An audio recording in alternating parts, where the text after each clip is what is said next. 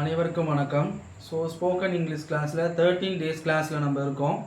So நீங்கள் spoken English class last கிளாஸில் நம்ம டென்சஸ் பார்த்துருந்தோம், அதுக்கப்புறம் வேர்ப்ஸ் பார்த்துருந்தோம். Simple present tense, past tense and future tense, simple past participle.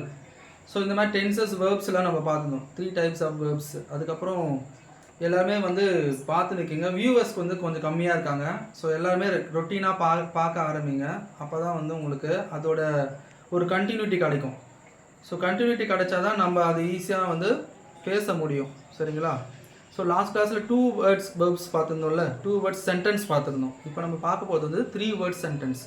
இந்த சென்டென்ஸை வச்சு நம்ம ஈஸியாக ஹேண்டில் பண்ணலாம். சின்னதாக வேர்ட்ஸ் தான், பட் நம்ம அதிகமாக யூஸ் பண்ண மாட்டோம். இப்போ யூஸ் பண்ணும்போது ரொட்டீனாக நம்ம லைஃப்பில் அதை யூஸ் பண்ணும்போது ஈஸியாக ப்ராக்டிஸ் ஆகும், நம்ம அதை பேச முடியும். சரிங்களா? சின்ன சின்ன வேர்ட்ஸ் தான், ஆல்ரெடி நம்மளுக்கு தெரிஞ்ச மாதிரி தான் இருக்கும்.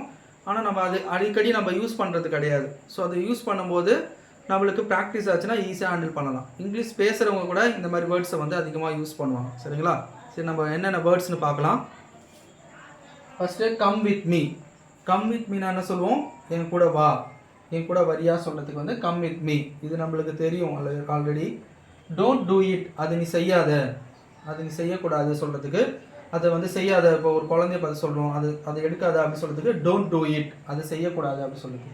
அஸ் யூ விஷ், அது உன்னுடைய விருப்பம், உன் விருப்பம் போல செய் அப்படி சொல்கிறது அஸ் யூ விஷ் அப்படின்னு சொல்லலாம்.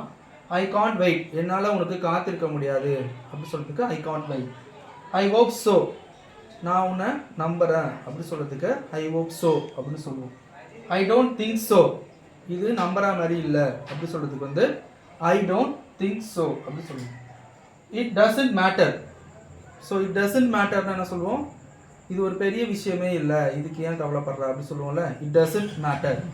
It doesn't matter, don't bother about it. இதை பற்றிலாம் பெரிய விஷயமா எடுத்துக்காது. Don't bother about it 2 word சென்டென்ஸில் நம்ம பார்த்தோம். It doesn't matter, don't bother about it, அது பெரிய விஷயமா எடுத்துக்காத சொல்கிறதுக்கு இட் டசன்ட் மேட்டர் அப்படின்னு சொல்லுவோம். ஐ எம் போர்டு, எனக்கு ரொம்ப வெறுப்பாக இருக்குது, போர் அடிக்குது அப்படின்னு சொல்லுவோம்ல. ஐ எம் போர்டு அப்படின்னு சொல்லுவோம்.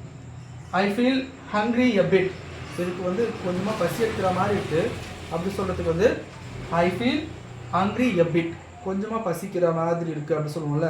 ஸோ அதுக்கு ஐ ஃபீல் ஹங்க்ரி பிட் அப்படின்னு சொல்லுவோம். ஐ எம் சாட்டிஸ்ஃபைட், எனக்கு இது திருப்திகரமாக இருக்குது, ஐ எம் சாட்டிஸ்ஃபைடாக இருக்குது, ஐ எம் சாட்டிஸ்ஃபைட் பர்சன் அப்படி சொல்லுவோம்ல. ஸோ அதுக்கு எனக்கு திருப்திகரமாக இருக்குது, ஐ எம் சாட்டிஸ்ஃபைட்னு சொல்லுவோம். ஐ எம் டிஸ்சாட்டிஸ்ஃபைட், எனக்கு சாட்டிஸ்ஃபைடாகவே இல்லை, விருப்பமே இல்லை, அப்படி பிடிக்கவே இல்லை அப்படி சொல்கிறதுக்கு ஐ எம் டிஸ்சாட்டிஸ்ஃபைட் அப்படின்னு சொல்லுவோம். டோன்ட் ப்ரிட்டண்ட். டோன்ட் ப்ரிட்டண்ட் என்ன சொல்லுவாங்க?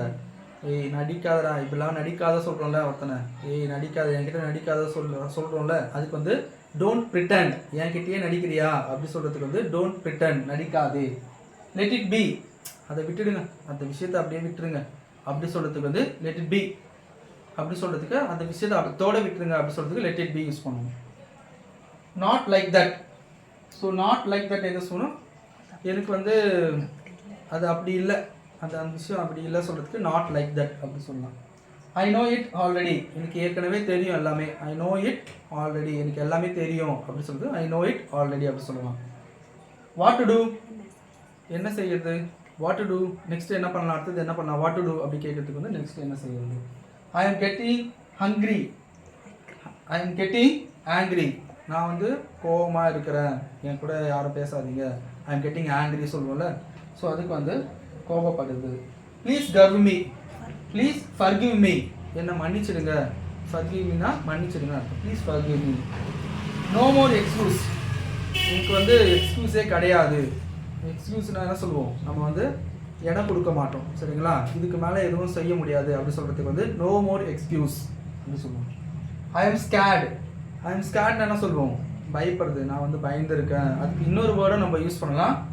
ஐ எம் அஃப்ரைட், நான் ரொம்ப பயப்படுறேன், பயமாக இருக்க சொல்கிறது ஐ எம் அஃப்ரைட் அப்படின்னு சொல்லுவோம். இது வரைக்கும் நம்ம 3 வேர்ட்ஸ் சென்டென்ஸில் 20 வேர்ட்ஸ் பார்த்தோம். ஸோ இந்த 20 வேர்ட்ஸும் நம்ம ப்ராக்டிஸ் பண்ணி பார்க்கணும். ப்ராக்டிஸ் டெய்லி பண்ணும்போது ஆல்ரெடி 2 வேர்ட்ஸ் சென்டென்ஸும் ஒரு 50 வேர்ட்ஸ் பார்த்தோம். ஸோ 3 வேர்ட்ஸ் சென்டென்ஸும் பார்த்துருக்கோம். இதை டெய்லி டே டு டே லைஃப்பில் நம்ம ப்ராக்டிஸ் பண்ணும்போது ஈஸியாக நம்மளால் இங்கிலீஷ் ஸ்போக்கனை ஹேண்டில் பண்ண முடியும். சரிங்களா? நெக்ஸ்ட் கிளாஸில் நெக்ஸ்ட் ஒரு இதோட கண்டினியூட்டியை நம்ம பார்ப்போம். ஓகேங்களா? தேங்க்யூ.